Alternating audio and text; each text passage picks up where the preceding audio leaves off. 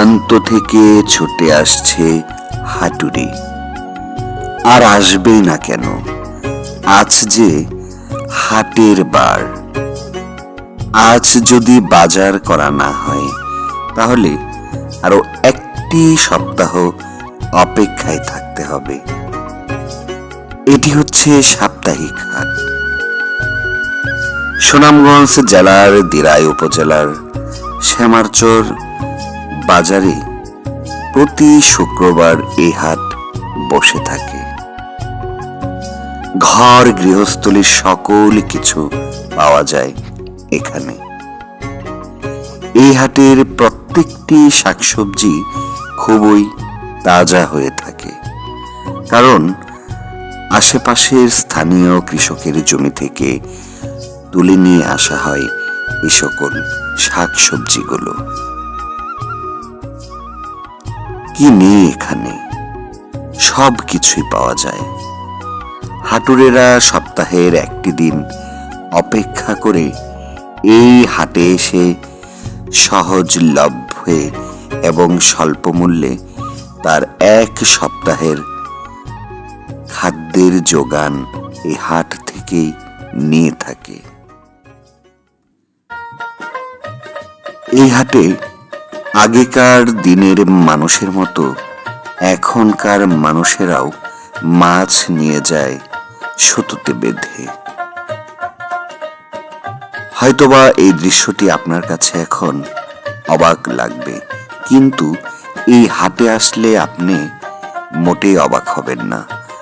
প্রত্যেকটি হাটুরের হাতে হাতেই থাকে একটি করে মাছ ঝোলানো, যেটা এখন বিলুপ্ত প্রায়।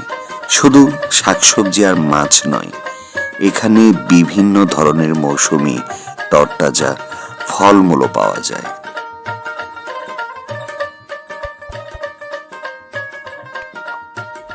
পান সুপারিও বাদ যাবে কেন, এটি মুখরোচক হিসাবে এখনো বাংলার প্রত্যেকটি জনপদে বহুল ব্যবহৃত।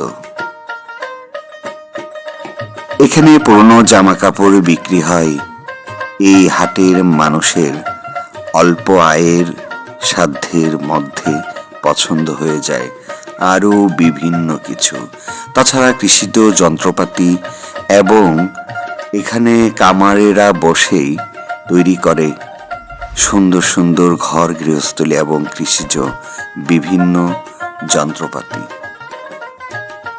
আপনি যদি এখানে দাঁড়িয়ে অর্ডার করে দেন তাহলে কিছুক্ষণ অপেক্ষার আপনাকে বানিয়ে দিবে আপনার চাহিদাসই জিনিসপত্র, যার ব্যয় অত্যন্ত কম এবং টেকসই পণ্য পাবেন এই শ্যামারচর সাপ্তাহিক হাটে।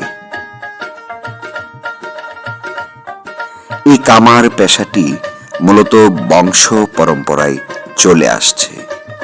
দাদার কাছ থেকে কাজ শিখেছে বাবা, বাবার কাছ থেকে কাজ শিখেছে ছেলে, এভাবেই চলে আসছে যুগ যুগ ধরে। এখানে দা, বটি, কাস্তে, কোদাল, কোড়াল আরো অনেক কিছু পাবেন।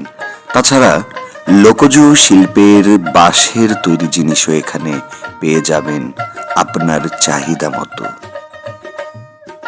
সকাল থেকে সন্ধ্যা অবধি চলে এই শ্যামারচর হাট।